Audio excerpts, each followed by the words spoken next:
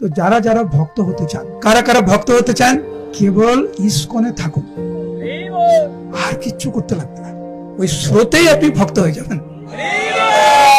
ইসকনের প্রভুপাদের কৃপা স্রোতে আমরা ভাসতে ভাসতে গোলক বৃন্দাবনে চলে যাব। কিন্তু আমাদের জীবনে যাই হোক না কেন, কোনো দিন, কোনো মুহূর্তে, কোনো পরিস্থিতিতে জীবনেও যেন আমরা না ভাবি ইসকন ছেড়ে দেব। খবরদার, ভক্ত হতে চান টিকে থাকুন, যে সয় সে রয়, আর যে থাকবে সে প্রেমের স্রোতে ভক্তদের সাথে নাচতে নাচতে। জননীবাস প্রভু বলেছিলেন, মায়া করে থাকো, সেবা করো। এই শব্দটি আমার মনে আছে, কারণ জননীবাস প্রভু এই শব্দটি আমার বাবাকে বলেছিলেন ৩-৪ দিন দেহ রাখার আগে। ঘরে এসেছেন জননীবাস প্রভু, আপনি চিন্তা করছেন কেন? আপনি ভক্ত রাধা মাধবের সেবা করেছেন, আপনি নাচতে নাচতে ভগবত ধামে যাবেন। এইটা হচ্ছে প্রভুপাদের আশীর্বাদ। তো থাকতে হবে।